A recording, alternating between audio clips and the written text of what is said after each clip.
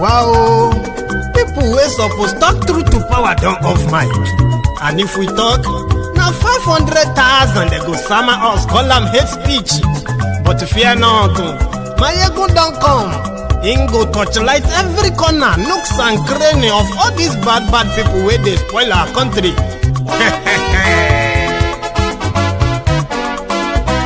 So my people make we loud, oh yo yo. Mayegun don come, oh yo yo. My people make we shout, oh yo yo. Mayegun don come, oh yo yo. Mayegun don come, man of the masses, oh yo yo. Mayegun don come, oh yo yo. Mayegun diary politico, oh yo yo. Mayegun don come, oh yo yo. This one na dey off in mind, oh yo yo. Mayegun don come, oh yo yo. Can in dey touchlight every corner, oh yo yo. Mayegun don come, oh yo yo. Okay, some people be dey holla say dem want the power. Chai, dem be promise us say we go get light and power. Dem hustle sote they can't get the power. But now they know they do anything with the power. Every day, dollar just they get the higher power over naira. Still them talk say make we off mic, but thank God say Mayegun don come. So my people make you loud, oh yo yo. Mayegun don come, oh yo yo. My people make we shout, oh yo yo. Mayegun don come, oh yo yo. Mayegun don come, man of the masses, oh yo yo. Mayegun don come, oh yo yo. Mayegun diary politico, oh yo yo. Mayegun don come, oh yo yo. This one not dey off in mind, oh yo yo. Mayegun don come, oh yo yo. Person wey dey do evil no wan make person talk. Them say that Mayegun, that man too dey talk. He too dey talk. Say Mayegun diary, he dey hot like pepper. But every day, then they take money in bulk. Poor man pikin, dey the street, dey hawk. Still them talk say, make we no talk. But thank God say, Mayegun don come. So my people make you loud, oh yo yo. Mayegun don come, oh yo yo. My people make you shout, oh yo yo. Mayegun don come, oh yo yo. Mayegun don come, man of the masses, oh yo yo. Mayegun don come, oh yo yo.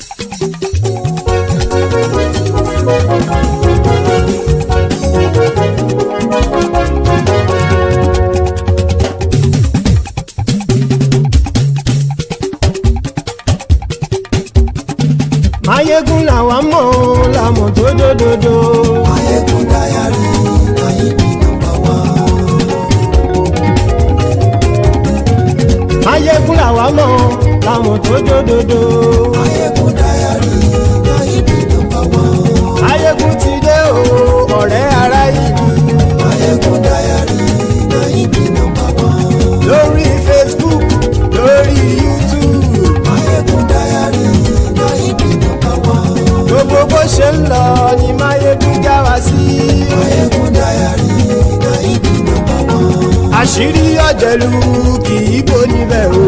Mayegun diary na him be number one. Bó bá ṣe eré àní Mayegun máa wí. Mayegun diary na him be number one. Ó sì tún ṣe eré wàá gbọ́ níbẹ̀ o. Mayegun diary na him be number one. Mayegun diary politico. Mayegun diary na him be number one. Godfatherism kò sí lọ́rọ̀ Mayegun. Mayegun diary na him be number one. Ẹ farabalẹ̀ sẹ́ o kẹgọ́rọ̀ lẹ́nu o. Mayegun diary na him be number one. Àní Mayegun làwa mọ̀ tó dòdòdò. Mayegun diary na him be number one.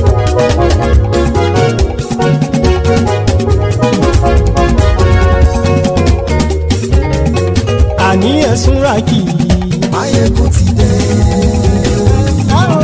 Mayegun ti dé. Ọ̀jẹ̀lú ẹ̀sùn ràkì. Mayegun ti dé. Àní ẹ̀sùn ràkì. Mayegun ti dé. Lórí Facebook. Mayegun ti dé. Àní ẹ̀sùn ràkì. Mayegun ti dé. Lórí YouTube. Mayegun ti dé. Àní ẹ̀sùn ràkì.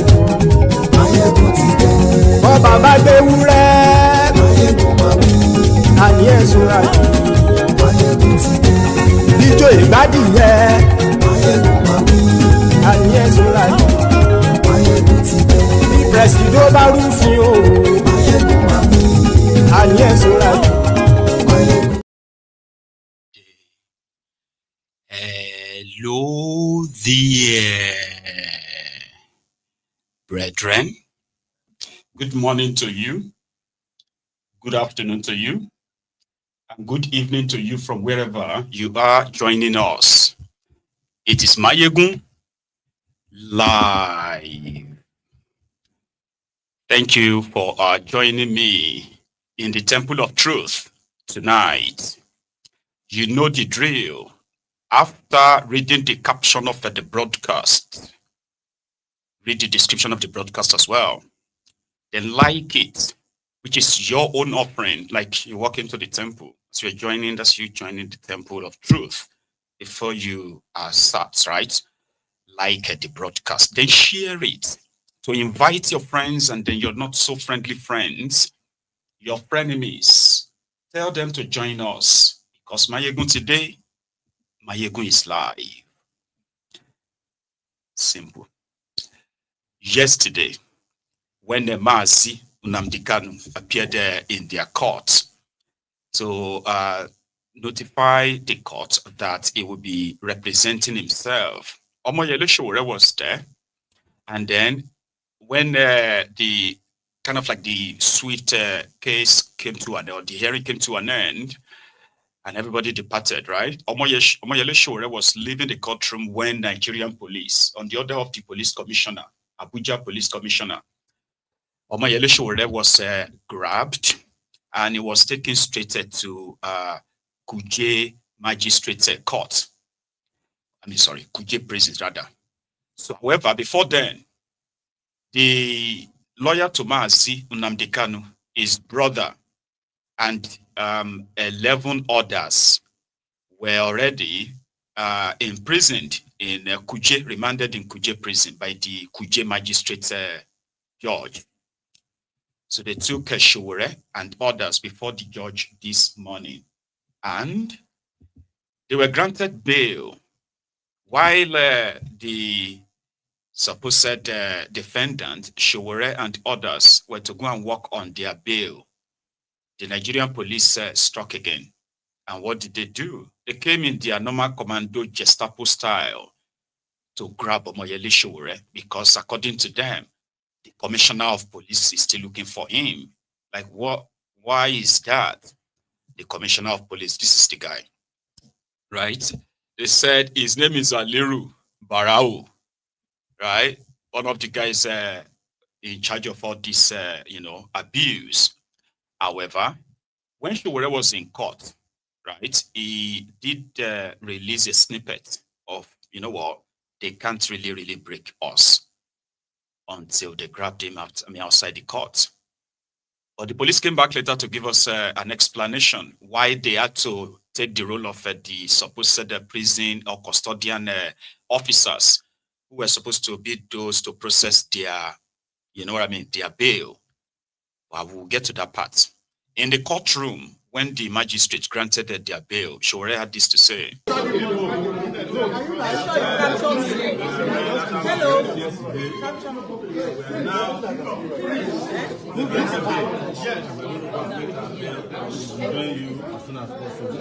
tried everything they can to break us, but they can't break us. They cannot break us. We are unbreakable. We are unbreakable. Justice. We are unstoppable. And majority of self-recognition. Power.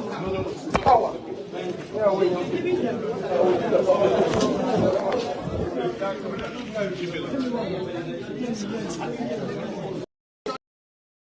And a quick correction, okay? That picture, the image that I shared with you earlier, I've been told that that's not the police commissioner. That one is they call him CSP or the DSP. Anyway, so what happened outside the court? That they rearrested Omoyele Sowore, which police have now come back to say, no, we didn't rearrest him. We only took him so that he could process his bail conditions. But his bail conditions won't be to the police. It should be to the court, shouldn't it, right? So outside the court, right, the Omoyele Sowore's lawyer spoke. the Mazi, one of the Mazi Nnamdi Kanu said lawyers also kind of like spoke to tell us what really happened. So I think we'll hear that one first. Please watch this. Sowore, look, we are not sure of his safety. We are not sure of his safety. He was referred to the person who has been granted bail to the prison. Not at all. My name is Charles Ebe Ilobe. I'm a legal practitioner. With what I saw here today, I got so disappointed and frustrated because what we're seeing in this society, as if we're in a Gestapo society, which is not. They try to harass each and every one of us. The court has granted bail. Yes. The next thing, they brought the document and we asked, we want to see the content of this document. They insisted that no, we will not see. Let's know the place that the court has ordered that the defendant be taken to. They refused to show it to us. We insisted that that document is a public document that we had the right to see. Even Sowore himself insisted that he needed to see it, and they refused. The next thing, they were warning all of us, threatening us, wanting to beat us up because we want to fight for our right as a country. This is the time judiciary need to prove to the world that Nigeria is not a banana republic. We are talking about court premises. Somebody, listen, I'm telling you that this is an affront to judiciary. And when we are talking about judiciary, we are talking about the bench and the bar. We are not calling MBA. Look at a colleague that came to do his professional work. Yes, it's stained with blood. You stain the color with blood. We are talking about in court premises. We are a judge. You came to this court that a purported court order was disobeyed.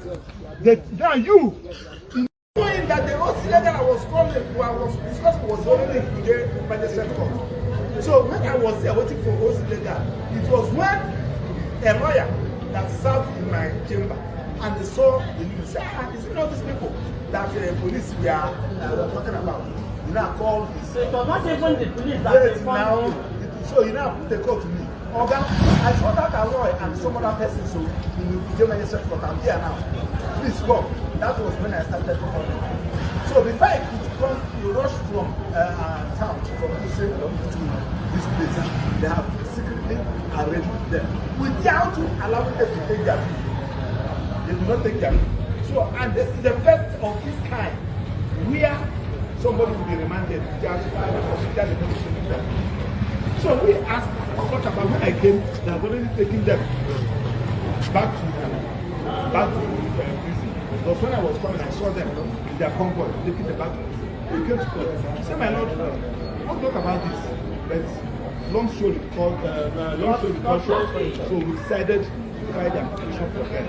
Because they reminded them and adjourned the matter today. That is 24th day of Friday. From Tuesday to Friday.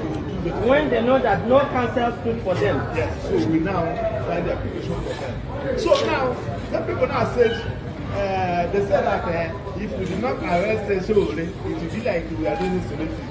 Sowore came yesterday to visit Nnamdi Kanu and told him to attend to his own trial.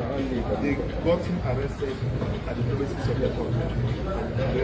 Today. Now, and arraigned him today. What was their offense? They said that they committed contempt of court. Now, it's very, very shameful that IGP that arrests young lawyers, that police lawyers that were called to back a couple of months ago, that were advising them, I did not allow police to advise them properly. Because once you commit contempt of court, you don't arrest the person that committed the contempt of court. It's the court. You go back to the court to say, my lord, see this Mr. A who violated their court order. He has violated it. My lord, what serve them court order? My lord, what do you do for them? It's my lord that will order that arrest him, not to take him to court, bring him to that court. My lord will not ask him, why did you violate my court order? Before court will now remind the person. Now, today they have been granted bail. What is their bail condition like? The bail condition, of course, ordinary.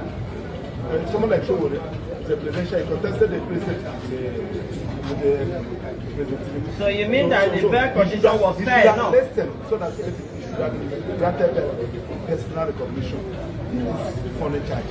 2, our lawyer, Ejimakor, along with other civil citizens, the senior citizen, the house with the senior one, is supposed to be granted that. They are in the extra recognition.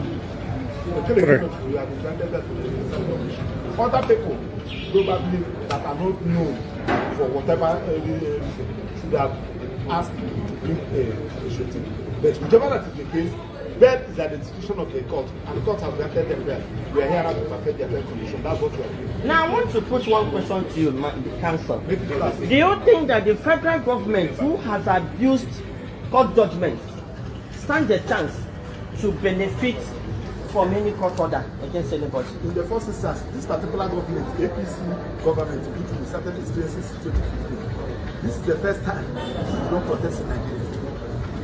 Because as a student, I started protesting in 1994. We have been protesting under the military, including the state. But when APC government came, they started by immediately want to protest. They will now recruit counter-protesters and arm them to attack protesters.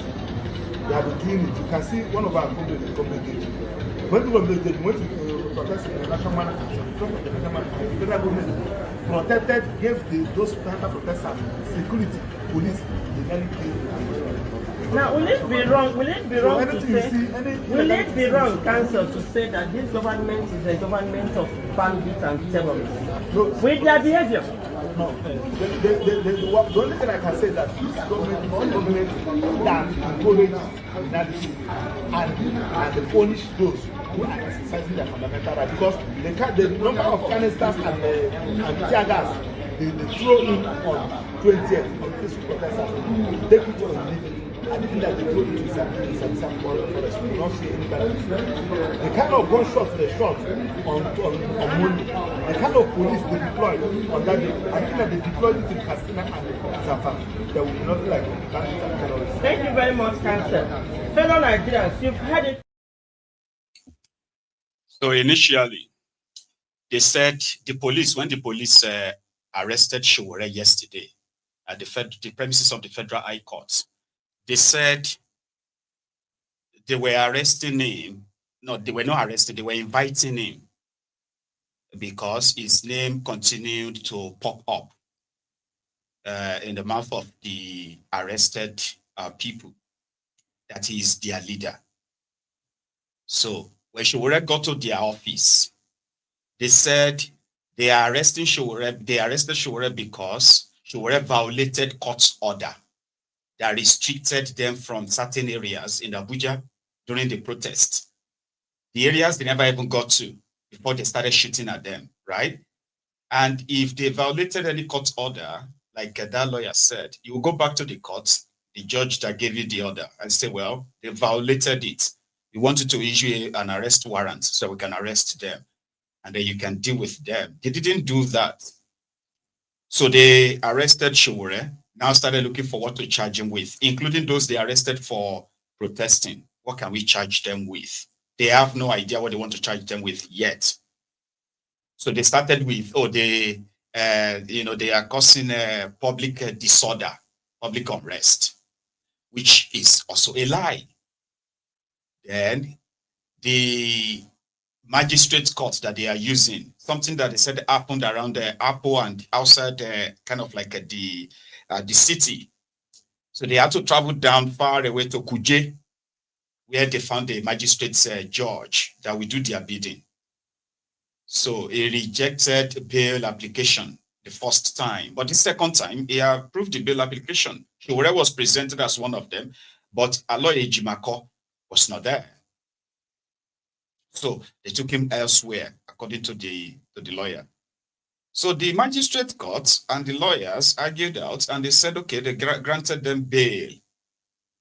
Now, this is now court business. You think? I mean, you would think, no. So Sowore walked out of the court. It wasn't like even like walked out of the court yet when this guy started moving mad. So when Sowore got out of the court, they said, oh, they are rearresting him again. For what again? So they said, well, we rearrested Omoyele Sowore because we wanted to, we didn't arrest Omoyele Sowore. We only took him because after the magistrate judgment, he needed to fulfill the bail conditions. What happened to other people? Why did you not take others? And where is Aloy? Here is Sowore's lawyer now. Listen. People were brought to court because they said they protested against a court order. We were still challenging the propriety of even the arraignment on the ground that you said people violated court order by protesting. We never heard of a constitution in this country, even despite all its defects, designating places where people should protest. If a protest is illegal, it is illegal. If it is not illegal, it is not illegal. You cannot say people can protest in that street, but they cannot protest in this street. And you are so confident that that will be justified. But today, the police were disappointed in judiciary. They have been masquerading themselves as law enforcers. They have been blackmailing the defendants that they protested against a court order. But what we witness in court today is a direct opposite of the propaganda they were selling to the public. Majority of us have already fallen to that propaganda. Majority of us are already accusing the defendants. Why did they protest when there is a court order? But what we saw here today was that the magistrate courageously granted bail. That is another of court. He gave a very liberal bail conditions. He said there should be 2 shorties worth 500,000 with tax clearance and a means of identification. The police were so disappointed, and I even heard that some of the people in Mufti here, they are senior police officers. They came to monitor the proceeding with about more than 50 police officers in this court. There were 2 roadblocks in the morning. The entire premises was cordoned off. At the end of the day, when they saw that the bail perfection was in process, CSP Iliasu led brigade of police officers to come attack us together with all other lawyers and innocent people who were just in court premises to say they are good. The woman selling food here was handled. The table was destroyed. The food was destroyed. Sowore was bundled violently. People were holding his hand. People were holding his leg into that vehicle. In the course of that, some of us who ask questions, where are you taking him? In fact, CSP Iliasu brought a paper which he called remand order. And we asked him to show us that remand order. He refused to show us.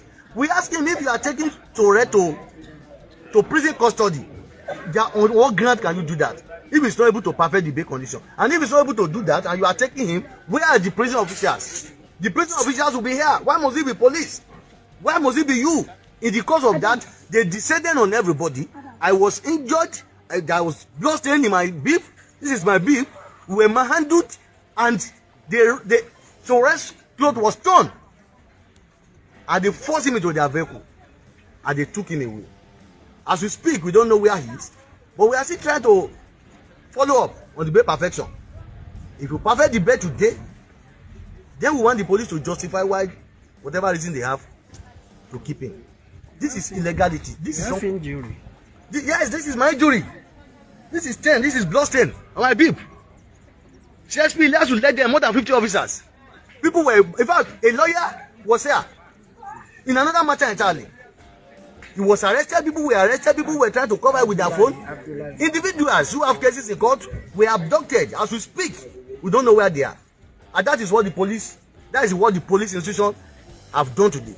They talk about court order. There's a court order now. They alleged people are not respecting court order. But today they have come here to not just to violate court order, but to violate the sanctity of this premises. It's an embarrassment. And we call on the Attorney General. Because we know this is about Nigeria State. We call on the Attorney General.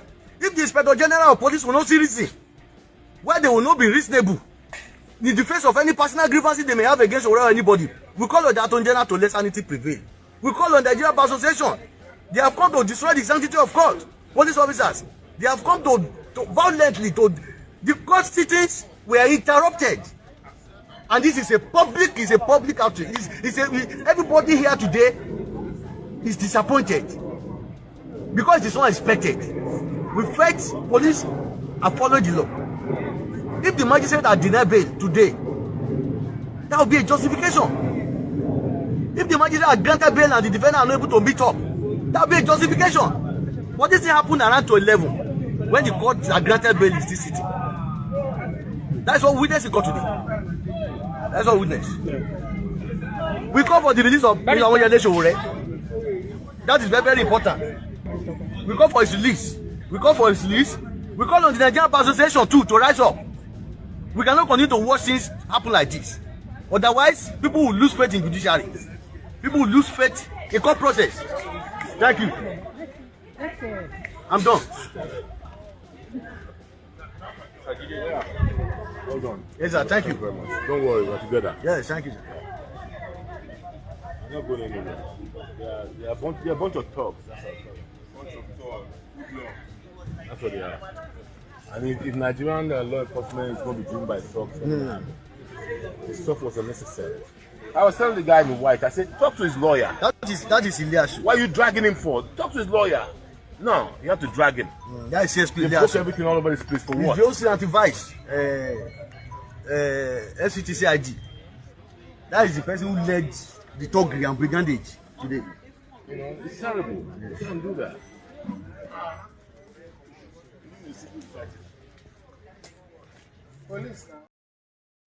We will continue to document the impunity of these criminals. I promise you. The table will turn. I also promise you that they will be on the other side someday, sooner or later. It's going to happen. That's why we have to keep documenting it. And those who are, nudging them on, enabling them, praising them, beating, killing, and all of that, we awaited the official video of that assault, by the way. But that won't take, that won't rub off on what also happened in court today. I need to give you the updates, especially on the Nnamdi Kanu's defense. So today, as it was already given 7 days to present his own defense, and the court can rule. So yesterday, Nnamdi Kanu shocked everyone when he, approached the judge to say, well, he will be representing himself going forward. And doing so means that all the legal materials, the case and everything that concerned his case would have to be forwarded to him for him to study the whole thing, and then he can put up his defense. So that happened in the courtroom today, and the court adjourned till the 27th of October for him to continue his defense. But here is something I can possibly read back to you. A summary, should I say the summary of what transpired during the second day of Nnamdi Kanu's supposed defense. It's going to need more than that 7 days. And that is what will also take us to Wike's part. Well, first, so today in court, right, the summary, you have Nnamdi Kanu's request for a time, right, to study his file concerning the case.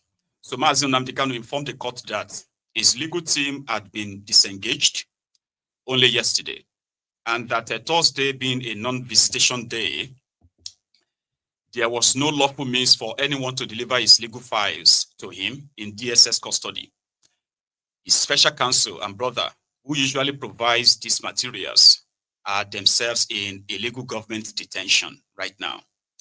The request for time was a constitutional demand under Section 36, subsection 6B of your constitution, not a delay tactic.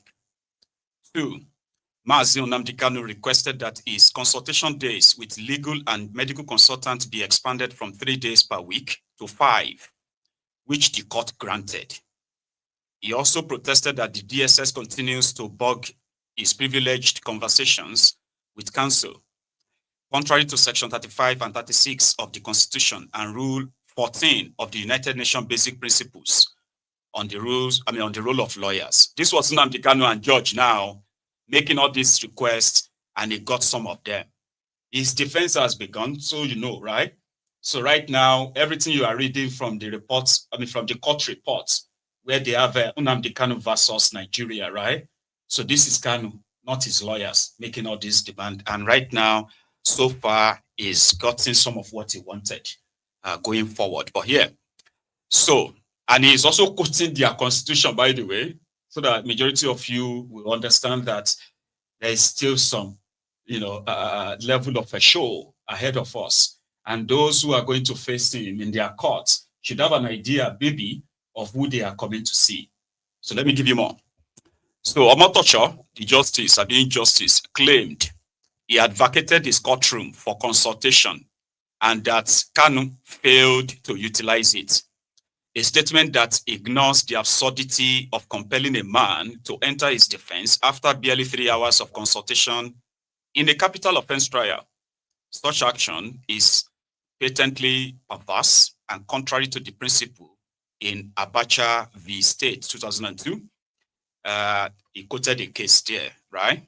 So the judge was telling Nnamdi Kanu that, but I gave you my courtroom to consult with some of this your legal counsel before you disengaged them yesterday. And it was like, for what, 3 hours? Like, is that how somebody, 3 hours that they brought him from DSS detention to your courtroom, that is enough for somebody to consult and then pick up his case and continue? Come on. No. But here, so the denier of fair hearing admitted, yet trial continues. The denier of fair hearing in this sense is that the judge has already admitted during this whole trial nonsense, right, that Nnamdi Kanu had been denying the fair sort of like, hearing when it comes to this whole trial. His encounter with the DSS and how they claim to obtain testimony or what have you from him, or a statement from him, has been ruled as inadmissible. In fact, you should remember that too, that this same Omotosho ruled that all the confession that they said they got from Nnamdi Kanu, that means it's a statement that they presented weeks ago, have been ruled inadmissible when they realized that Nnamdi Kanu was tortured before he was forced to sign that statement. So, and that's the statement that was supposed to be an indictment on him. So it's been ruled out. It's not admissible in their court.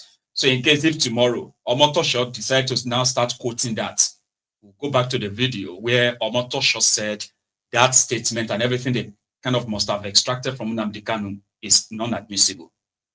It's not useful, it's useless. But anyway, so by admitting that he vacated his courtroom to remedy communication constraints, Justice Omotosho implicitly admitted violation of fair hearing. Once such violation is established, the court is bound to terminate proceedings. Koolu v.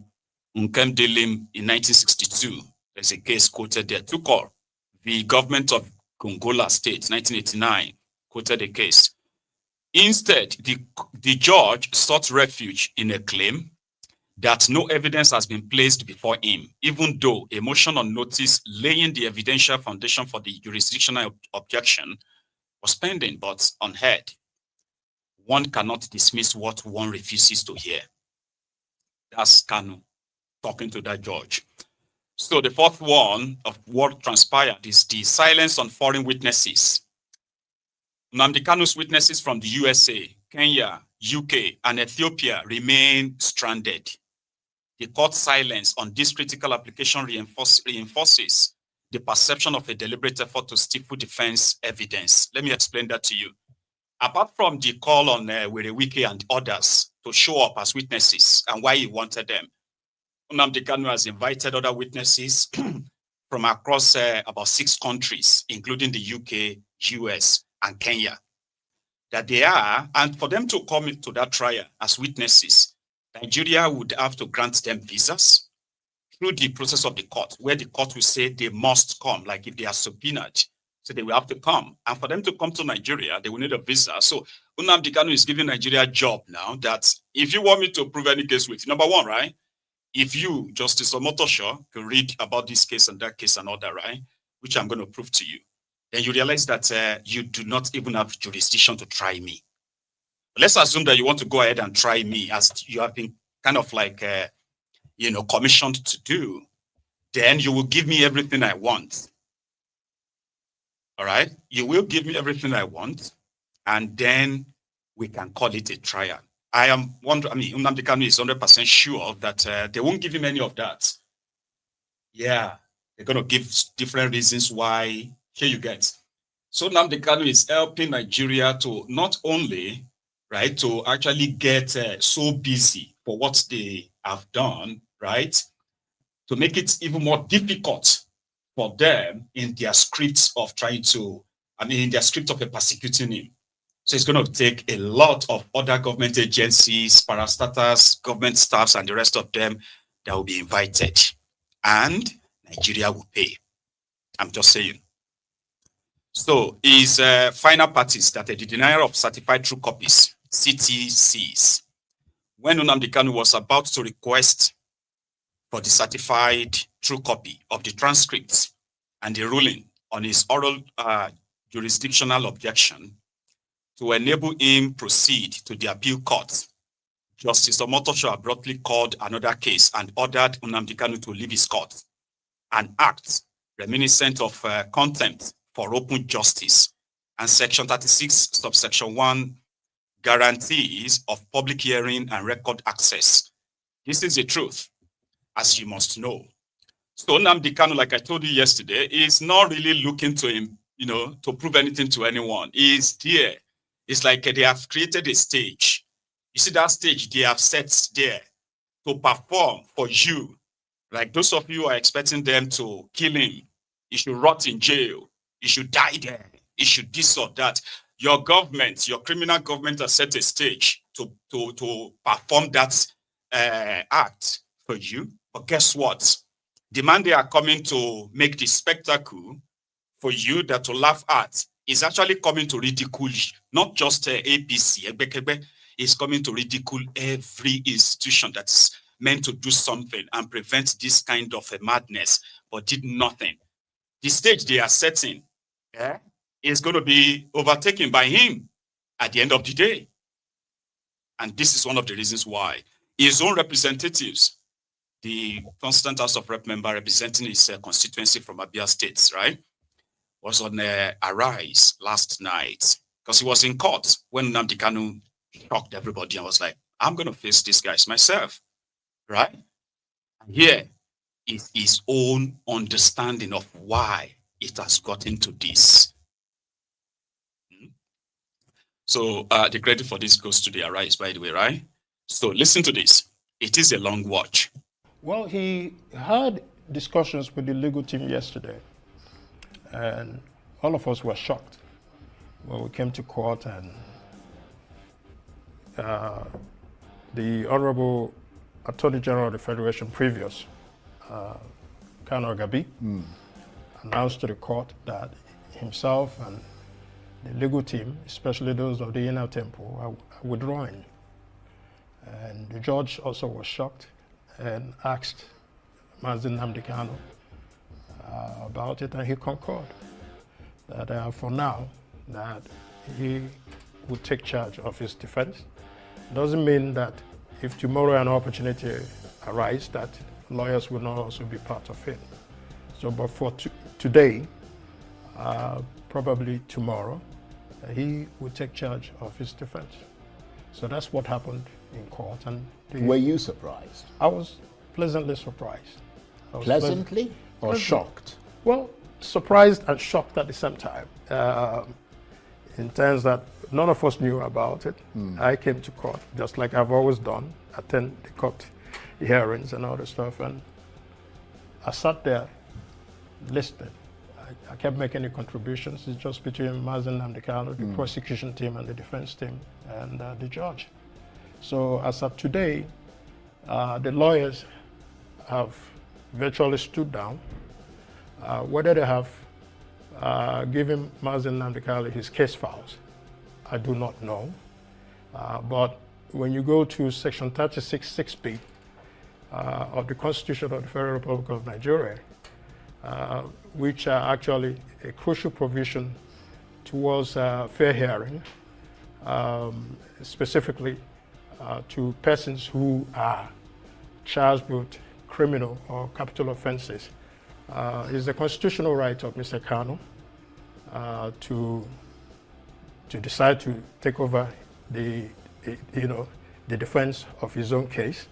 It is also his constitutional right that adequate time and facilities be provided for him to ensure that he to ensure that he has adequate defense. Yeah, but I don't think the issue is whether or not I mean, I think everybody knows he's got constitutional that right, which is why the judge allowed it. But the question is, what's the thinking behind it? I mean, you know things aren't going well when you fire the people who are supposed to protect and represent you in a trial, don't you? I mean, did it appear to you to be an act of sort of visceral rage, impulsive, chaotic purge that wasn't well thought out? Or do you think he thought it out? If you look at the statements made by the leadership, Nnamdi Kanu, he said after the meeting they had yesterday that the information was told them that they were going to be debriefed and that they respect the rights of Mazen Nnamdi Kanu. No, I understand that, but I'm so trying if there was anything to that get happened, to the backstory. No, that's what I'm saying. But if there was anything that happened otherwise at that meeting, I was not in that meeting. I only showed up. But I mean, you would have heard things. I mean, you talked to him. No, really. You guys normally hug each other at the end of the trial. We sat at the end of the day. At the end of the day, we sat close. But did he whisper anything into No, your but at the end of the day, something? he was actually, he was actually led through the judge's chambers to be evacuated back from the Federal High Court to the detention center. So we didn't have enough time to discuss in court, to say, because he's often brought to court 10 minutes to 9, and the judge comes out exactly about 9 dot. So there wasn't that much of a time beyond the camaraderie. And we didn't hear from, I mean, we obviously saw the statement. I was actually hoping that we would hear that clip from the lawyers, because they made a public statement, which has been run on a rise several times today. But I mean, is there anything beyond that public statement that that might have said perhaps in out of camera to you? No, nothing yet. I've yet to be informed otherwise. But I know that tomorrow he may be meeting with some of the current legal team that were debriefed. Maybe possible some additional members of the legal team to go forward, at least to have some people who will surround him and be giving him legal advice where necessary, and the authorities that he will need to proceed with the defense of his case. But what we are saying, crucially, Charles, is that Section 36(6)(b) is essential, that it appears that the government is rushing his defense by giving him 5 days. He's already made known to the court, and the court has given summons to 23 witnesses. He will need to spend time to discuss with those witnesses, and where those witnesses are not compliant, to ensure that the court compels them through subpoena to come and testify in court as to their knowledge of events from the time he was arrested to the time he was extraordinary renditioned, and from the time the trials also began 5-6 years ago.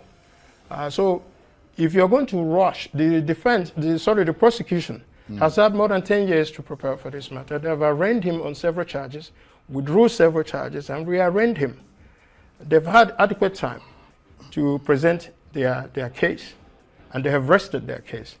The defense also requires adequate time to be able to present their case. You cannot say in a capital offense, a criminal trial that has so many significance, not just for jurisprudence, but the social and security dynamics in Nigeria, that Nnamdi Kanu is expected that is within 5 days to be able to put a defense. If you're going to railroad him, just like the court in their determination, court says he does not verily believe that access to lawyers at the DSS facilities may be videoed, may be eavesdropped. So he agreed for 3 hours.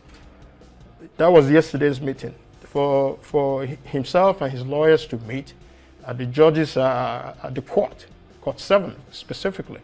But if you go to court 7, there are video cameras, opportunities to also eavesdrop. I'm not saying that his lordship was in his chamber, but what if he was in chamber?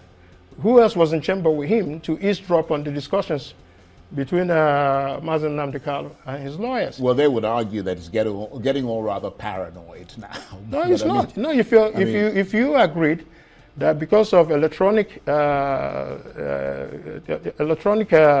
cameras and audio equipment and all the stuff in DSS would not be adequate for him to have concrete discussions with his lawyers in the defense of his case, and you're moving him from DSS to his court.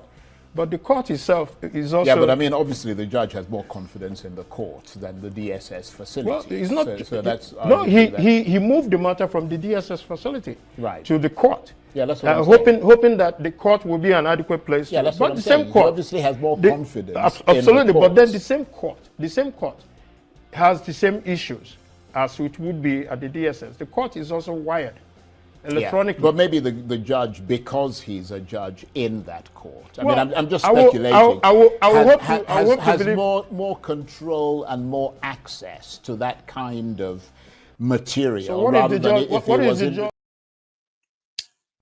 So what he's practically saying is that the meeting he had in the court room, which of course is pretty much like also covered. Nobody knows who is watching or who is listening in the control room.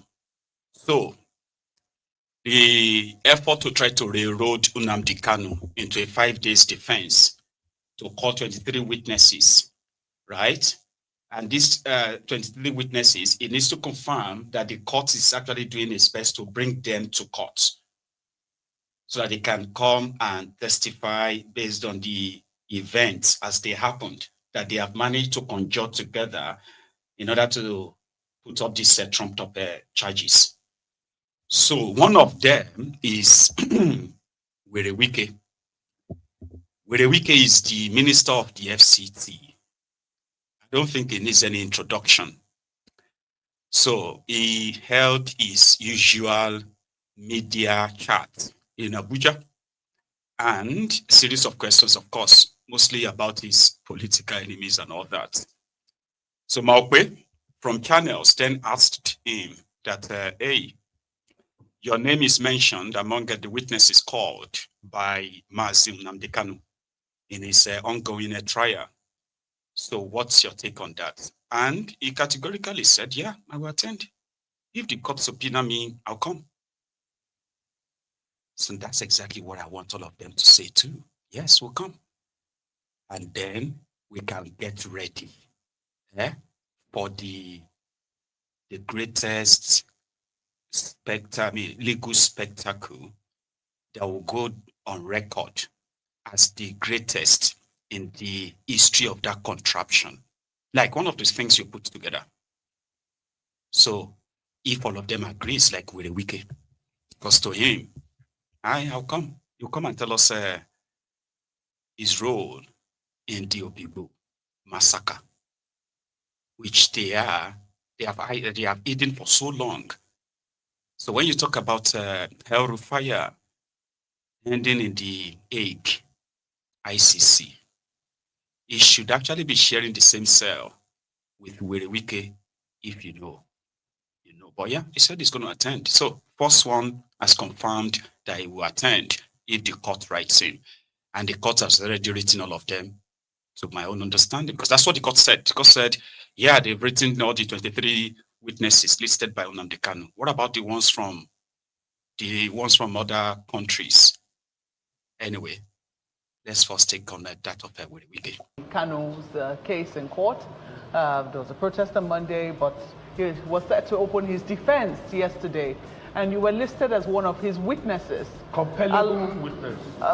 Alongside a number of other notable Nigerians, so former Attorney General, some governors, former governors as well, and another minister, Dave Umahi, was listed as well. I do not know if you're aware of this and why it is that you have been listed as one of the witnesses in this case. And if you see Nnamdi Kanu, you ask him, why did he list me? I did not go to say I want to be a witness. You are the one saying that. So if you see him, ask him, why did you list Wike as one of your witnesses? Have you not seen it? I'm coming. I don't list. See, You don't become a witness by reading newspaper. Nobody has served me any process. Nobody has subpoenaed me. So because I saw wicked listed, therefore, I'm going to run helter skelter. No, you don't do that.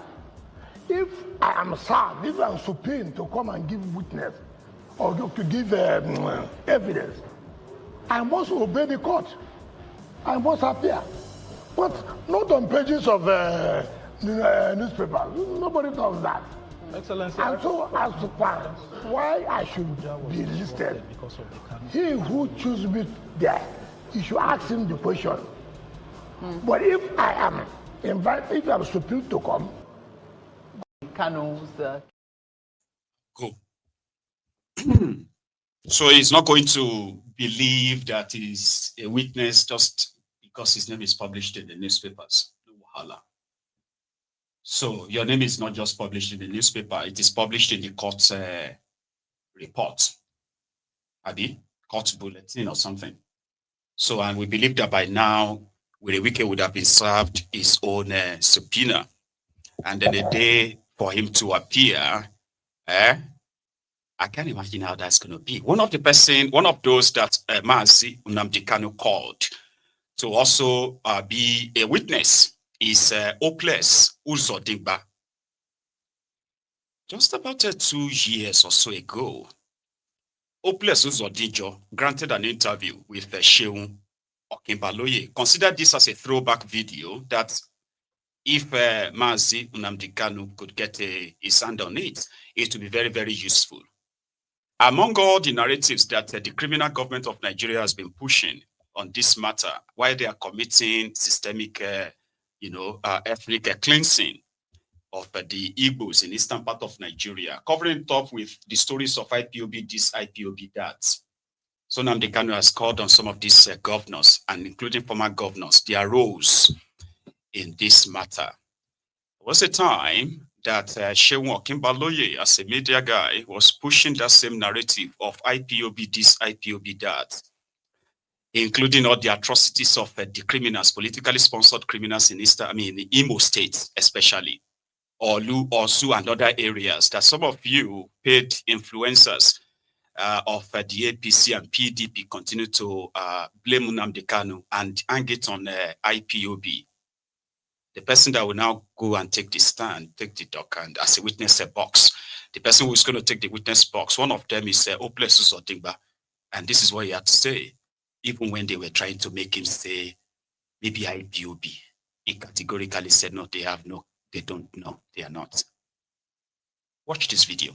And thanks for your patience for staying with us. So I was asking before we had that cut in our conversation, I said the Monday attack or the assault that we saw, and again on Tuesday, what have you found out, or what is the latest? Because you also understand that a number of some of the inmates have been rearrested. What more can you tell us? What? So, the network has not been so good, but I'll try my best. What happened in Imo State last Monday is unbelievable. A group of hoodlums, of course sponsored by some known politicians in Imo State, decided to destroy public infrastructure and government facilities, and attacked the correctional center facilities, and also attacked the police state headquarters, put so many vehicles ablaze, broke the correctional facilities open, and the inmates escaped. However, as at this afternoon, over 80 of these inmates have returned back to the facility, while police and the security agencies are still fishing, identifying some and bringing them back to the facility. But what is important here for take home is for Nigerians to know of the plot by a group of aggrieved politicians to destabilize the government of APC. I have done some thorough investigation and I have a credible lead as to those who are sponsoring these activities of these hoodlums. I don't want to preempt the other investigations by security agencies, but I can tell you we are working hard to ensure that the sponsors of this dastardly act must be brought to book. You have confirmed to us tonight that what we have seen in Imo State in the past few days is political in nature. Is it possible that you can give us more into who these people are and perhaps maybe give us one or two of their names? Because I don't want to preempt the ongoing investigation, but we have already credible evidence leading to those who paid the hoodlums, where they met and how they met. And security agencies are already working with this information. Confirm to us emphatically, you're saying that this was a direct attack on your government. It is not only on my government. It is both on my government and federal government. Shehu, let me tell you, the situation in the country currently is that some people are trying to sponsor what I can call a synchronized national crisis to bring the government of Muhammad Buhari to disrepute. Otherwise, tell me why these things are happening at this time, particularly in Imo State, APC State, particularly in Ebonyi State, APC State. What is it? People are sponsoring these people, and some of them already caught have made confessional statements. I am going to forward my report to the central government, and I must follow up to ensure those behind these things are brought to book.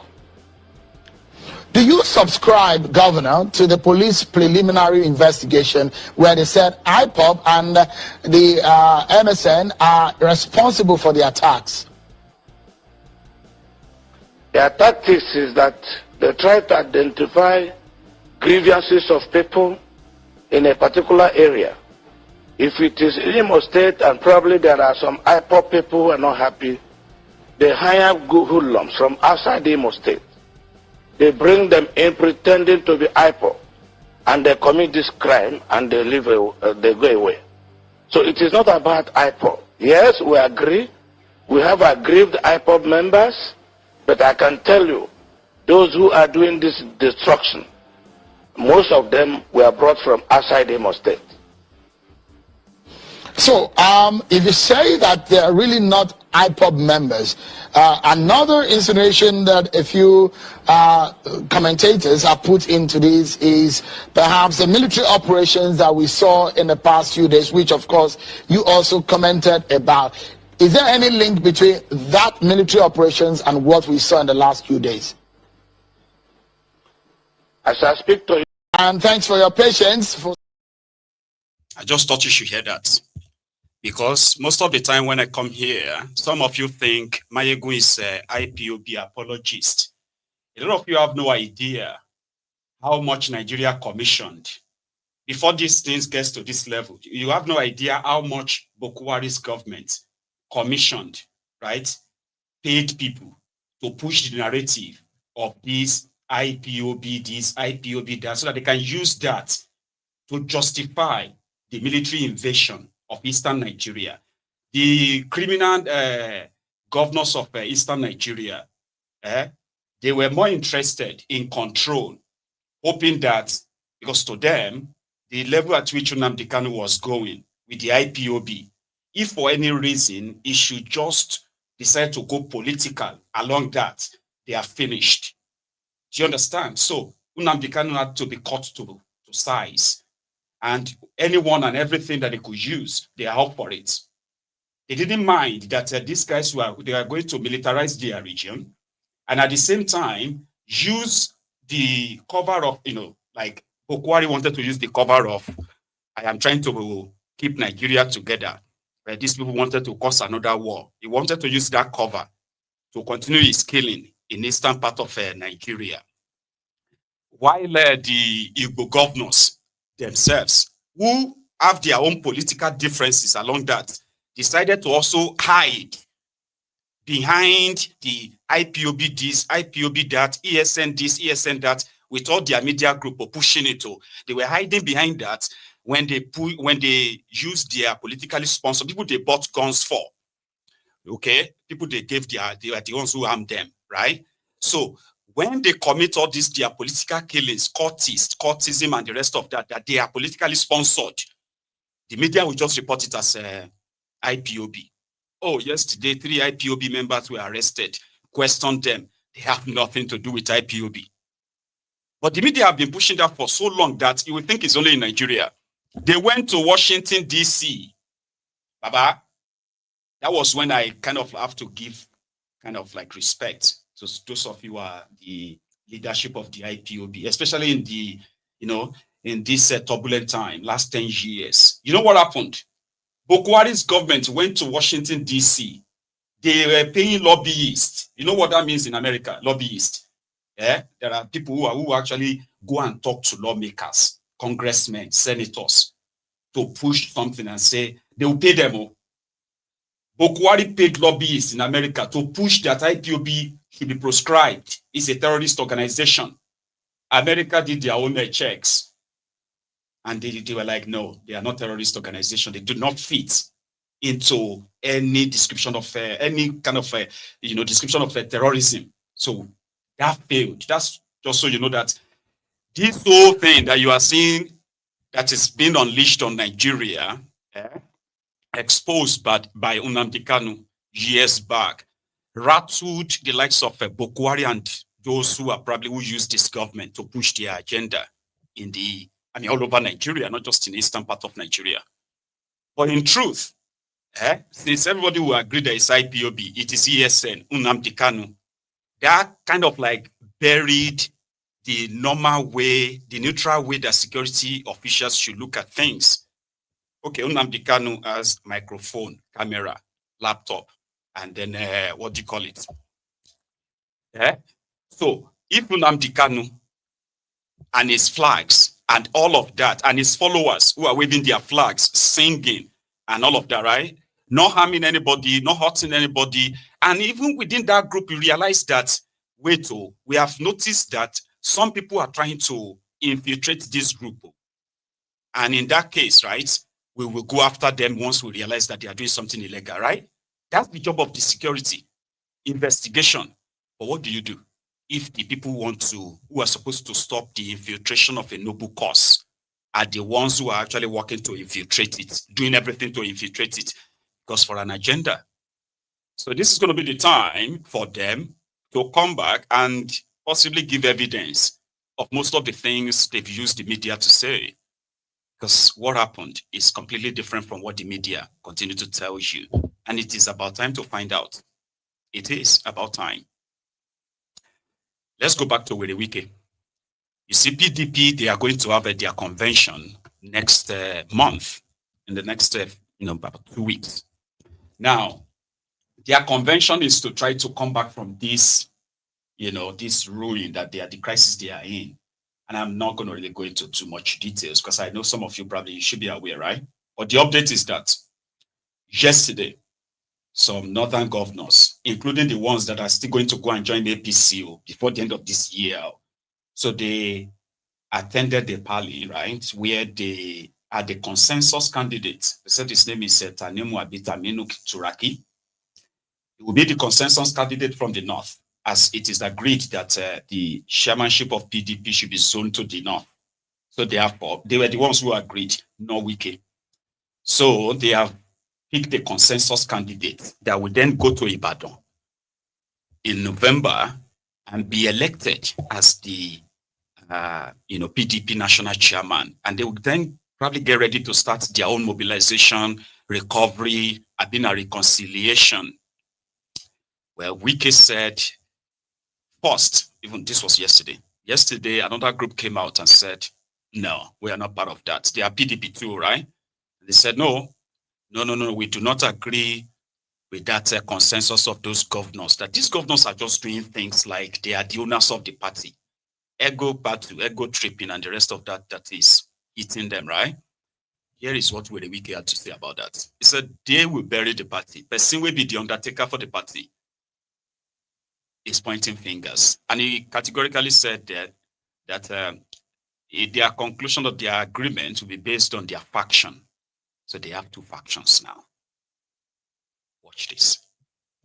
So all this while I've been saying anything, you don't consider it. Have I not said before now that the booby trap you are setting will consume you? Have I not told you before now, the way these present governors are doing, they will bury this party?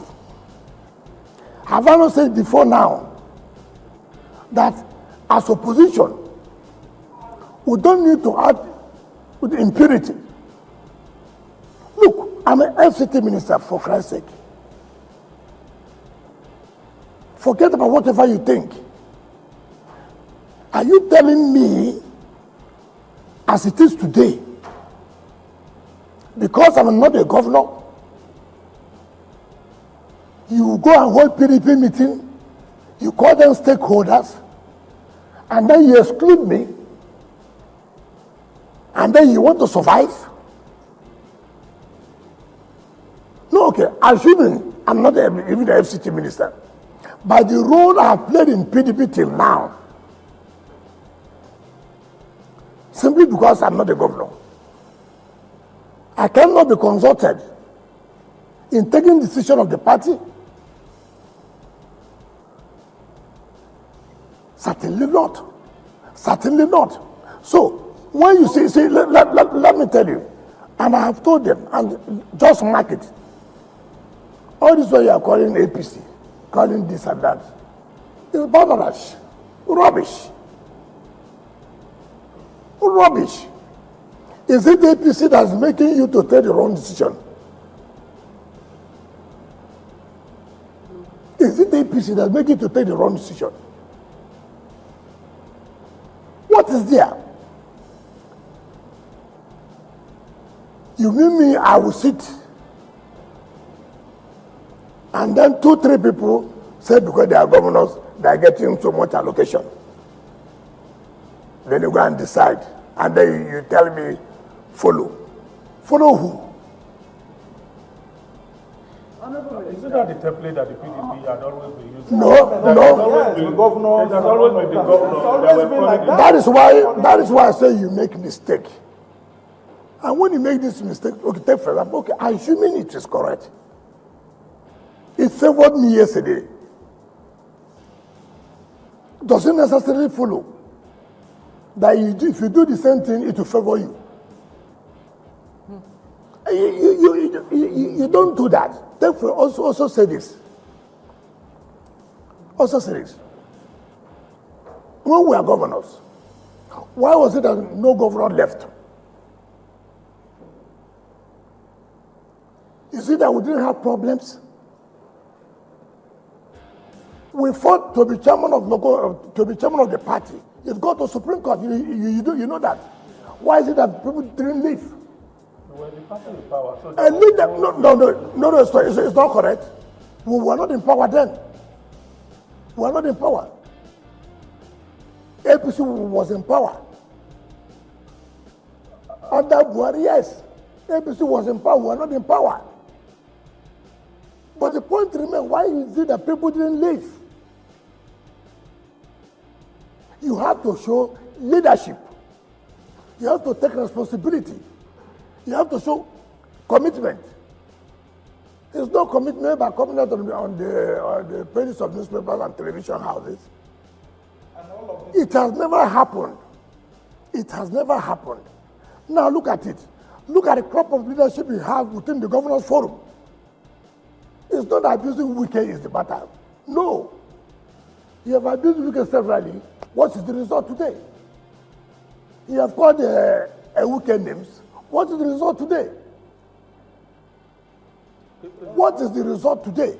Minister, they say all of this are being, targeted at making sure that the elective convention doesn't hold, and eventually PDP doesn't end up presenting a presidential candidate in the 2027 election. Every day, yes.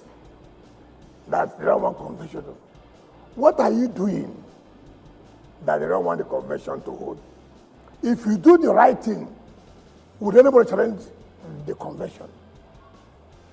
If you do the right thing, look, you see, people think they are too smart. You have not done your congresses of those who will participate in that convention.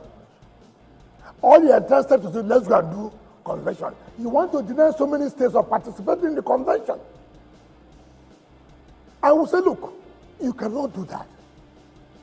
You say, in Anambra, there is no executive committee. In Ebonyi, there is not. Southeast, there is not. So it is safe to conclude that you really do not want the convention to hold? That's what you are concluding. What I'm saying is that do the right thing so we can come out with a good convention. And if the convention doesn't hold, will you be happy that a former governing party in Nigeria doesn't have national officers and it doesn't have a presidential candidate in the 2027 election? Oh, you are telling me if I will be happy if they don't hold. That's what they are claiming. That you will be happy. Okay. Will I be happy if you go and do a wrong thing? Will I be happy? Will I be happy you deny people the opportunity to participate in the convention? Will you be happy I sit down, you go to Lagos or somewhere and say you have zone secretary or something to yourself? The only way I will be happy is do all the wrong thing. Then go and have what you may call convention. And then the result you have in mind, you produce it. Minister, that's the only way I will be happy. Man. You know something about these guys is that they are so confident in their lunacy, in their abnormalities. Bro, you are in APC, but just not carrying the card already. You are doing everything to sabotage your party. You're not building it. You don't want them to stand a chance of competing with Nnamdi. It is very obvious, right? Initially, they said it was because Atiku was there. Atiku left. With a Wike is still not satisfied, because it is only with a Wike that knows the right thing to do. And his goal is to make sure that, of course, PDP will be like in tatters, in gutters, by the time you get to that year of 2027, if Wike had his way. So he's got a cut. It's a life venture. And that is why, with the investment he's currently making on the judiciary, the judges especially, buying them cars, building them mansions, new offices and all of that stuff, there will be a payback time. So Wike is not working to make PDP defeat Nnamdi. Like, how does that even feel? Nnamdi will do his 8 years. That is with the Wike's goal. They are working towards that. So why is he so interested in what PDP does then? Like, why? Why is it so hard for these PDP themselves to get rid of him? It's such a joke, But there is another group, all right? Meanwhile, let me give you a quick reminder, all right? Use the opportunity now to remind you. It is that time of the month where I actually ask for your widow's mite, all right? So I have this link for my fundraiser on there, where you can indeed help. So I'll come back to it, okay? So there's another group they said they are the PDP from the Northwest, and their own angst is that the governors have no right to choose somebody as the party chairman and call that a consensus without consulting with them. And therefore, they are not part of the Northern Nigeria endorsed consensus candidates. Turaki. They called their own presser yesterday, press conference. Good evening and welcome to this short, brief statement on behalf of the Northwest leaders. This meeting was instance of the governor of Zamfara with a view of adopting a particular individual for the national chairmanship position that is zoned to Northwest. A meeting was held yesterday with the other leaders of the other zones of the North, and the name of an individual was supposedly adopted, while the Northwest has not met to agree on that position. That's why we came for this meeting, and unfortunately, that meeting again was postponed. So what is going to make clear to everybody is this zone has not adopted anybody as a candidate from this zone to be chairman of the People's Democratic Party.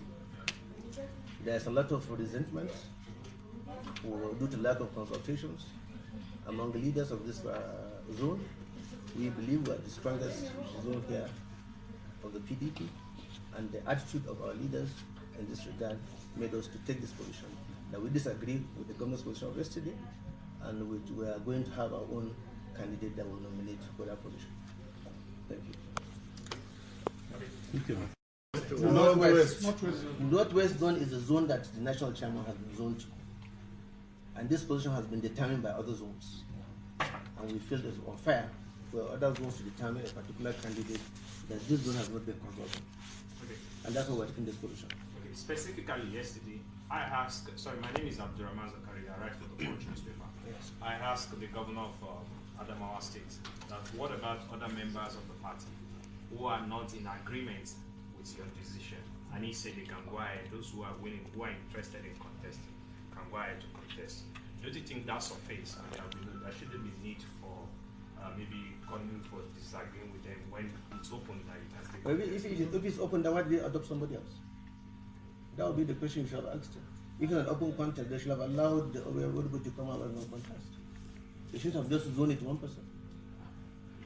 No, sir. My name is Friday. I'm a reporter with Channel TV.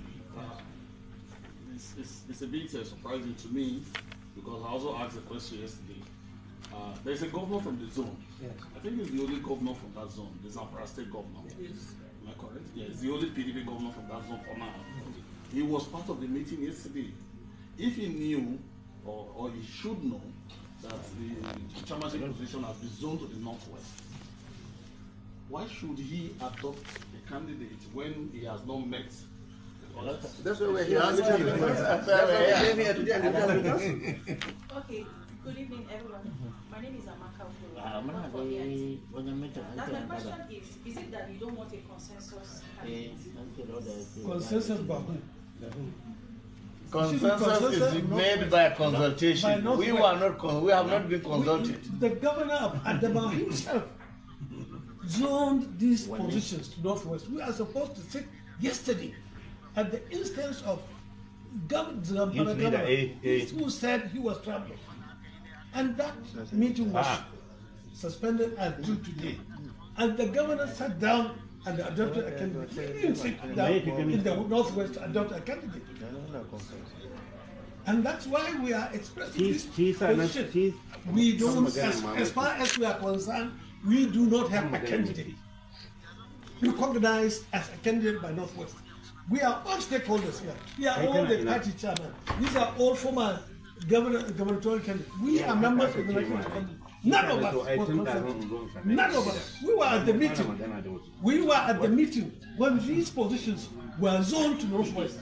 So, if Governor Pintiri can adopt his own in the Northwest, why can't we, stakeholders of Northwest, be allowed to sit down and adopt our own candidate? And present him to him.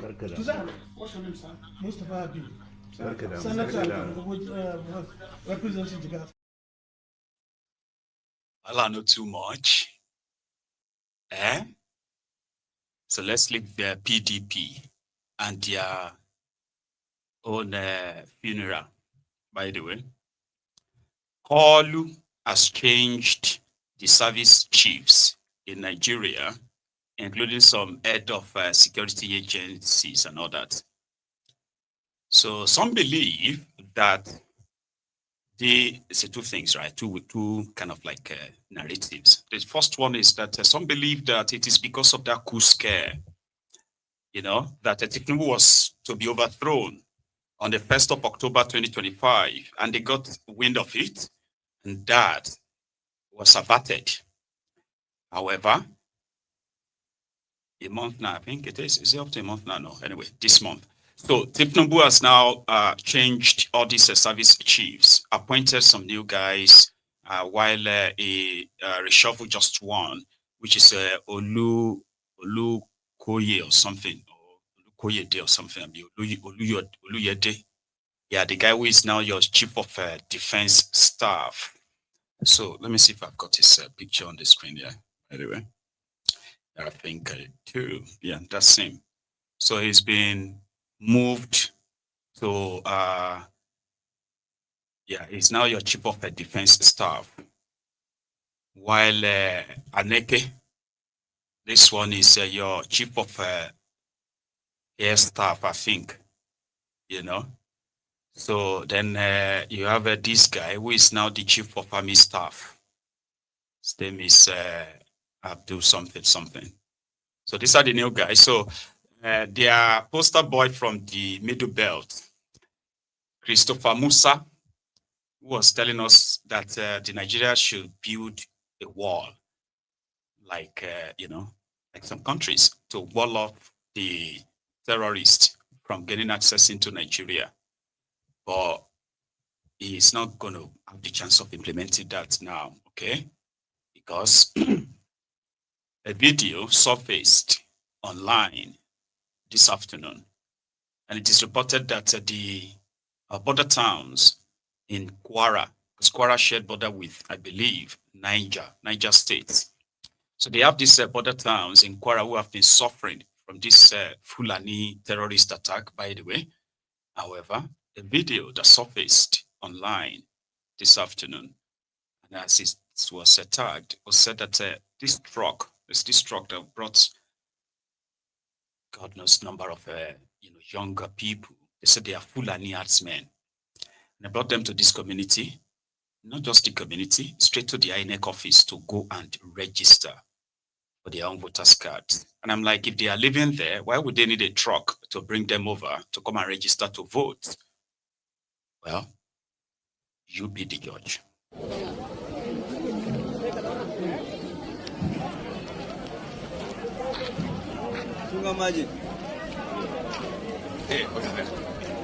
Sannan ce kawai karɓar shi aikin cin gida yaƙi.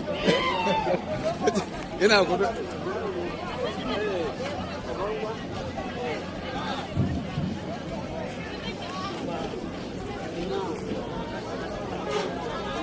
Loka ɗauke mu da ɗogo ne na turan malu. Ya ni kwamitin gida.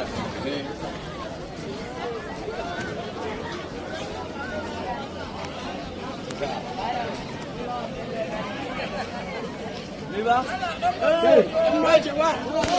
Haka yayi.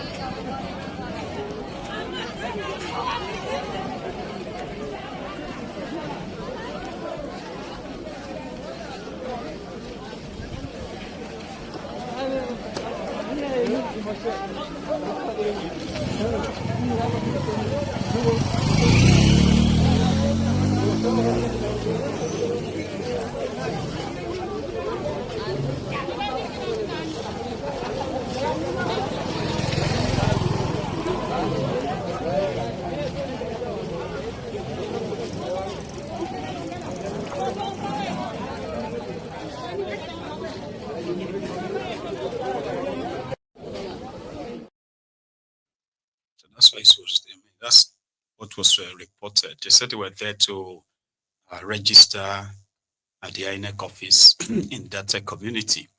And I'm like, if they are already living there, why would they need a truck to bring all of them there? Like, you know, or you expected possibly the local authority, right, to have got wind of that and do something. But Nigeria is a do nothing place.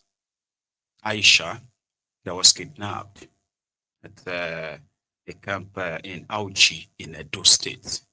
And the terrorists made videos of her asking for 20 million naira ransom. She hasn't been seen so far. She hasn't been released. People are still kind of like, what is the government doing about that? Now take a look at her mom, the woman. You see video you're about to watch, it's just the, it's just a depiction, all right, of the real victims of this terrorism in Nigeria. They are mostly very, very poor people who have been forced to go on and sell their property, sell their land, sell whatever they could very much sell to raise money in order to buy back the lives of their loved ones. See woman with the same go bring 20 million naira for her daughter. As I dey here, now I think now see me so. I don't live finish. I got the thick, heavy. Now I know the shop because of Asha. They carry my Asha go enter bush. Since last week or Saturday, I beg. They say na 20 million, na 30 million they first talk. I see they call the price. I can say 20 million. I beg. Israel, no na airport. I beg. You hear? I don't get any. See us when I stay safe.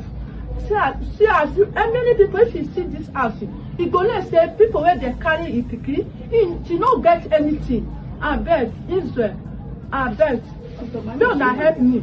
Only leave now they sell for market. Me with Asha. You hear? I know saying that they try. I beg you now hear? Israel, Nigeria, I beg. Thank you very much. Nigeria, Mona Airport, so Juju, Israel, Namibia, Aisha sister, Mona Airport. We not get anything. Oh, see us know the stay. Oh, Nigeria, Israel, Juju, Mona Airport, so.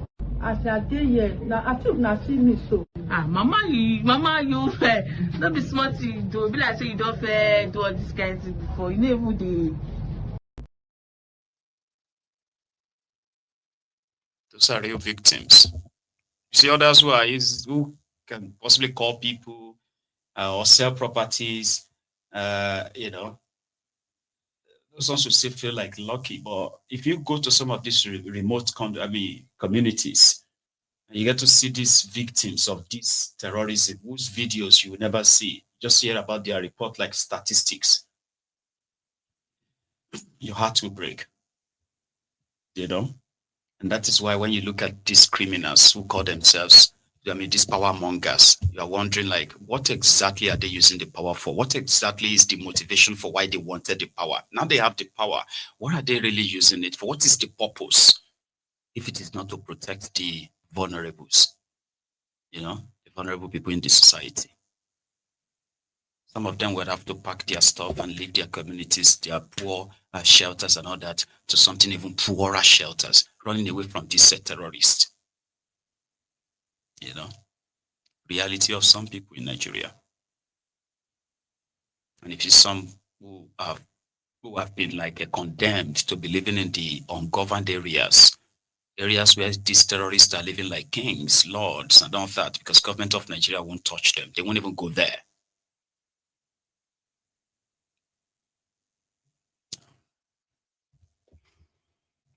Right.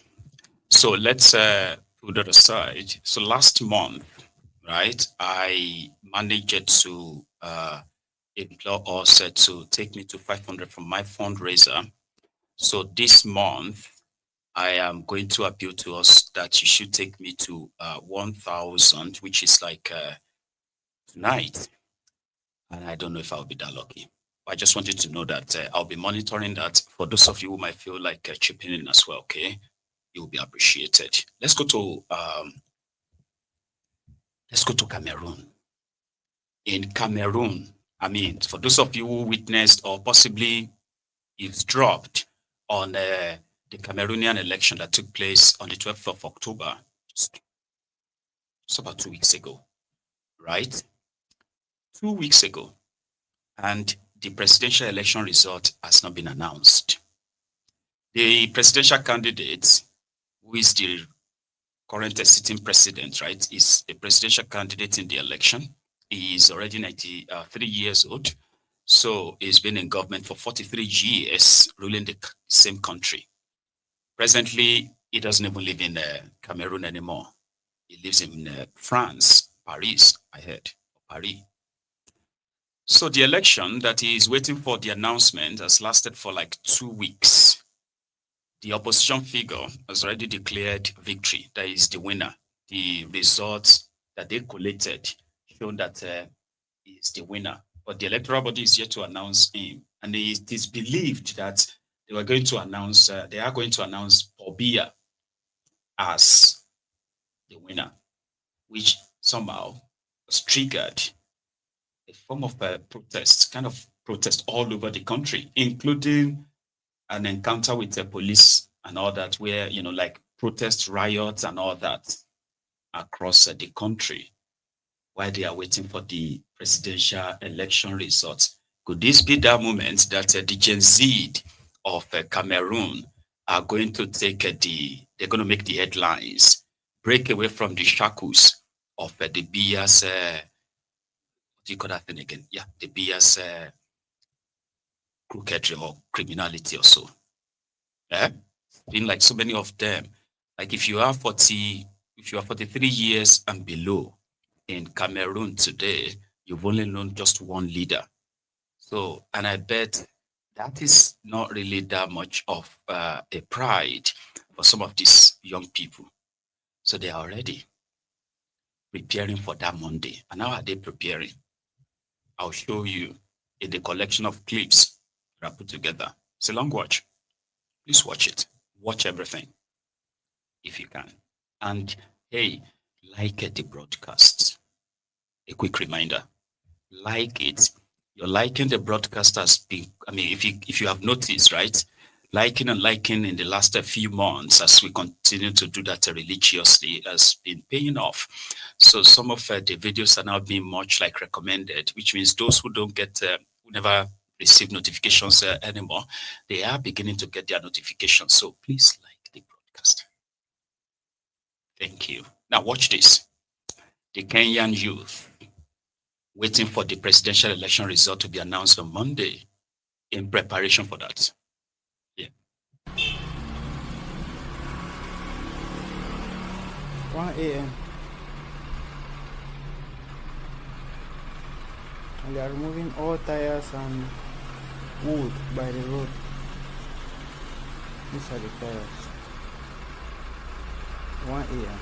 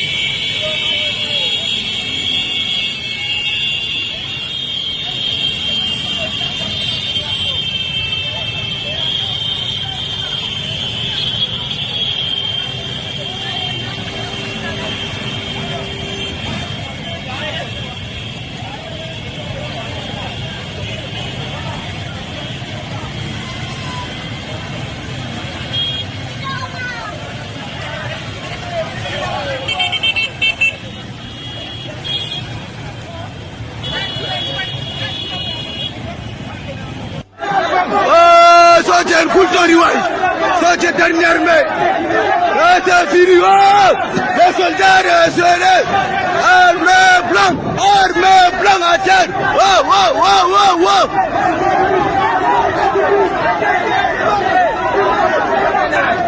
Attendez, c'est fini, petits les enfants, c'est fini, la guerre est finie, ils ont posé les armes, c'est fini. C'est bon, c'est bon. Yandi, vous voyez, c'est bon, ils ont dit c'est bon.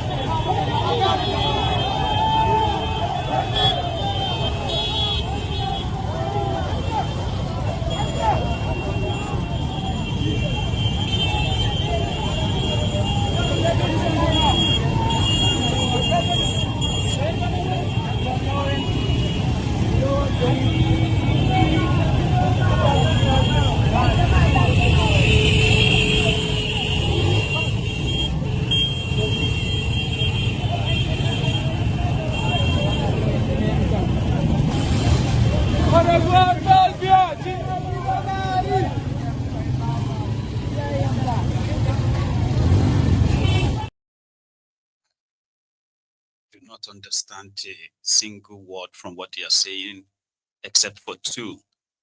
There's fini, enough, something like that, or it's finished. Says fini, I think, right? So that we probably should be looking forward to what the reaction will be on Monday when Paul Biya, that is being projected to be the winner, is officially announced.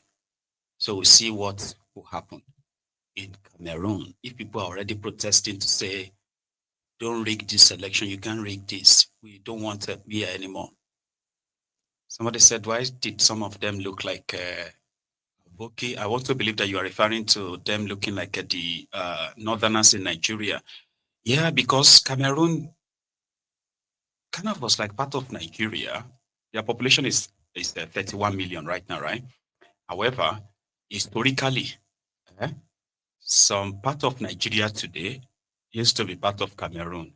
That's why they said that Atiku is not a Nigerian. Have you heard that in their political convo before? That Atiku is not a Nigerian, he's a Cameroonian. It's just that the Ronukus are more comfortable to kind of like with Atiku, but they are more triggered when it comes to Peter Obi, because Peter Obi's own is like obsession, and that's why they are throwing everything at him. But they have accused Atiku of not being a Nigerian, because today's Adamawa, you see this Adamawa that you have in Nigeria, was part of Cameroon. Yeah, until they kind of like colonialists finally like bought it and it became part of Nigeria. Just like some part of Calabar, who is now, I mean, you know what they call Bakassi. So Cameroon is like the English side who was completely part of Nigeria until that time of, you know, cutting the part of that, which is the English speaking part of Cameroon today, was part of Nigeria. Through Bakassi. Sure you get. Or when Nigeria finally ceded Bakassi, it was like some Nigerians have been ceded to Cameroon. And those are the ones who want to have their own independence. They are called the Ambazonians now. Yeah, they want to have their own independence away from Cameroon. You get what I mean? So that's how Cameroon is, you know, English speaking. Northern part speaks French. Southern part speaks English. You get what I mean? So it's also a colonial creation, just like Nigeria. Just merge everybody together, even if they don't have anything in common. Merge them together to create this business enterprise that will reward all of us stakeholders who put this whole thing together. So that's Cameroon. In Nigeria, their EFCC, I didn't know, right? Like their EFCC, apart from their illegal raids and the random raids and all of those abuses that made it to the media, right? I didn't know they also have the chance of this, like beating somebody. Like, I'm not talking about assaulting alone, like lay somebody down and be, you know, flogging them. I was like, what the heck, man? Nigeria, EFCC, Economic and Financial Crimes Commission.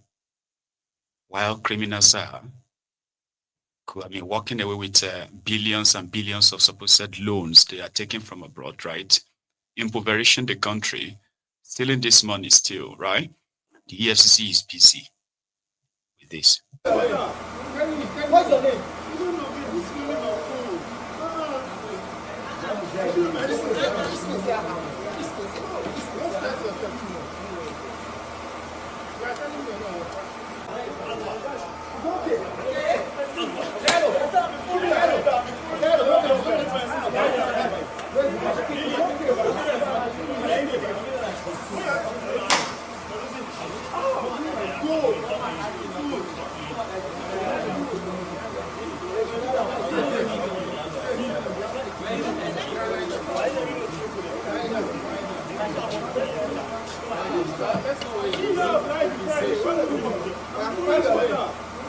What's your name?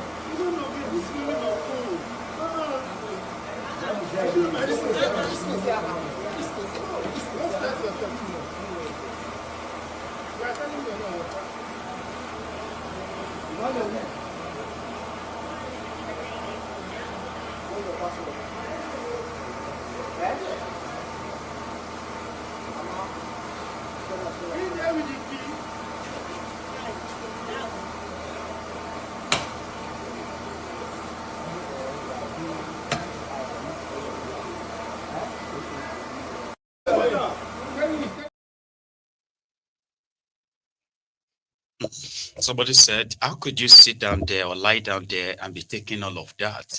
So they were searching their phones. You know, you would think that, hey, if EFCC are really doing their jobs, right? What they will know is that they will investigate someone on financial crime, right? And then when it is time that they've had everything they wanted, this is the person we are looking for. Now we've got everything we wanted, right? All we need now is just to make sure that we grab him and make sure that everything we find on him as well will be taken as evidence professionally. But that is not what EFCC in Nigeria does. EFCC in Nigeria, they have their guys who walk about, they are their informants. So if they come to the bar and realizes that some group of boys are just like celebrating, you know, drinking and all of that stuff, so they could be traced back to their homes.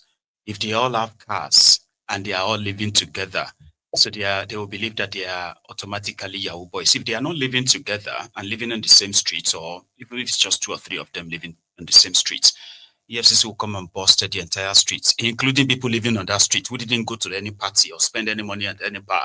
They will raid all the homes because they believe that nobody is clean. There will be something, sha. So if we raid 50 people, right? And then we eventually will find like 2 or 3 of them who are not legit. We can use anything against them. So what happened to the remaining 47 of the 50 people they raided? The 50. The 47 won't go home free and say, oh, okay, sorry that we didn't find anything on you. You will bail yourselves out. Or else, they will give you this their banner to take the mugshot, your mugshot, and they would threaten you with it. You either pay what they ask you to pay, and everything will go away, or you will have your face in the media. And there's nothing you can tell anybody that you are clean, you are no, I'm not a Yahoo boy, or I'm not a this, so I'm not a fraudster. You will bail yourself out. That is the conundrum. Thank you very much for your time this evening. I know I'm going to see you another time. I know I finished early, so right? It's because I am up to something after the program this evening, okay? So it's better than nothing, right? So thank you so much for your time. Please like the broadcast, share it if you haven't. Subscribe to my channel as well if you haven't. And join me in another time on Mayegun's Diary Politico. I got nothing tonight, so I'll do my fundraiser maybe again tomorrow. Oh, no, not tomorrow. Maybe on Sunday. So thanks for your time and good night.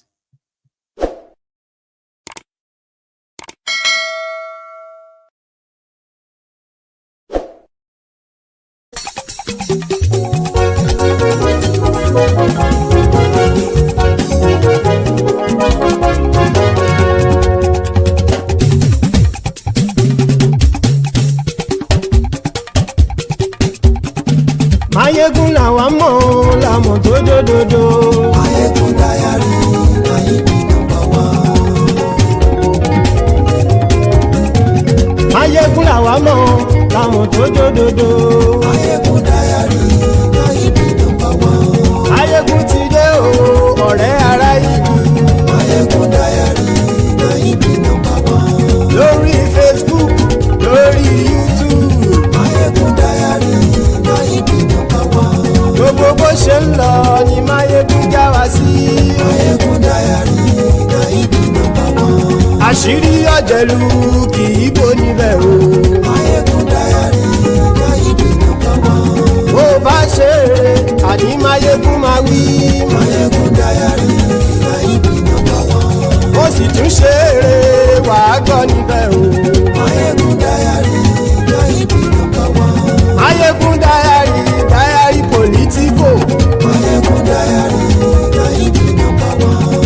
fatherism kò sí lọ́rọ̀ Máyégún. Máyégún diary na ibi number one. Ẹ farabalẹ̀ sẹ́ o kẹgọ́rọ̀ lẹ́nu. Máyégún diary na ibi number one. Àní Máyégún làwa mọ̀ tó dòdòdò. Máyégún diary na ibi number one.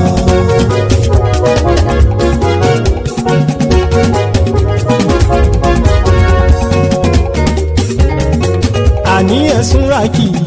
Máyégún ti dé. Máyégún ti dé. Ọ̀jẹ̀lú ẹ̀sùn rákì. Máyégún ti dé. Àní ẹ̀sùn rákì. Máyégún ti dé. Lórí Facebook. Máyégún ti dé. Àní ẹ̀sùn rákì. Máyégún ti dé. Lórí YouTube. Máyégún ti dé. Àní ẹ̀sùn rákì. Máyégún ti dé. Bọ́ bàbá gbé wúrẹ́. Máyégún máa wí. Àní ẹ̀sùn rákì. Máyégún ti dé. Ijó ìgbádìyẹ.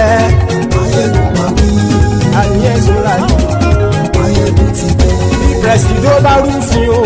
Máyégún máa wí. Àní ẹ̀sùn rákì. Máyégún ti dé. Bí gómìnà kówó jẹ. Máyégún máa wí. Àní ẹ̀sùn rákì. Máyégún ti dé. Ọlọ́pàá tí ń darí bá. Máyégún máa wí. Àní ẹ̀sùn rákì. Máyégún ti dé. Aṣòfin tí ń rúfin o. Máyégún máa wí. Àní ẹ̀sùn rákì. Máyégún ti dé. Òpùrọ́ olóṣèlú. Máyégún máa wí. Àní ẹ̀sùn rákì. Máyégún ti dé. Ọ̀jẹ̀lú ẹ̀sùn rákì. Máyégún ti dé. Àní ẹ̀sùn rákì. Máyégún ti dé.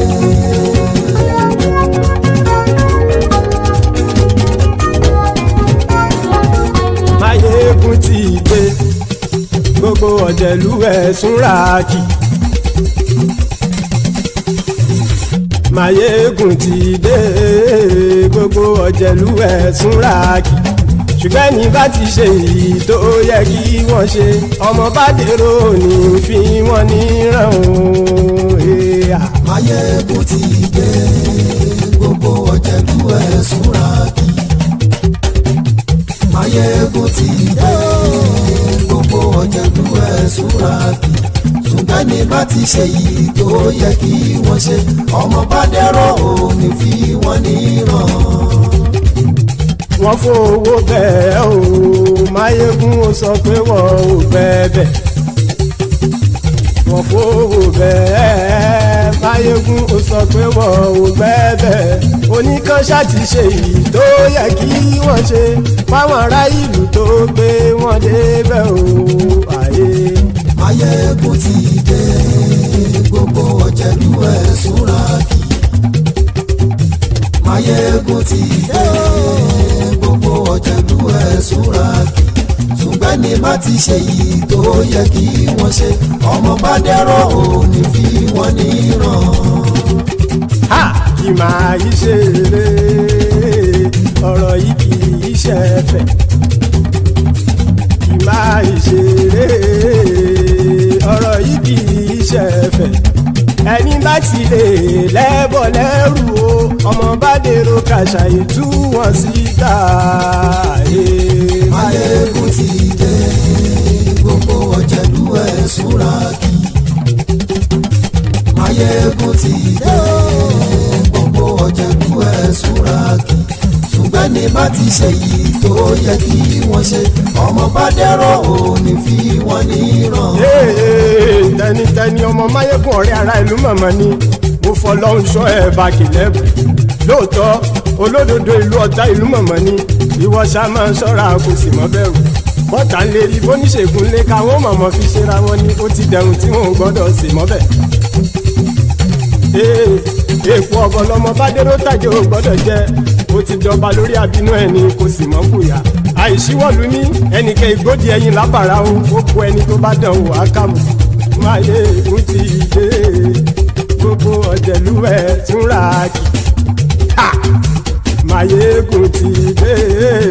Gbogbo ọ̀jẹ̀lú ẹ̀sùn rákì o. Ẹni bá ti ṣe yìí tó yẹ kí wọ́n ṣe, ọmọ bá dèrò òní fi wọ́n níran o. Máyégún ti dé. Gbogbo ọ̀jẹ̀lú ẹ̀sùn rákì. Máyégún ti dé gbogbo ọ̀jẹ̀lú ẹ̀ súra ṣùgbọ́n ní bá ti ṣe yìí tó yẹ kí wọ́n ṣe ọmọ bá dẹ́rọ̀ ò ní fi wọ́n níran.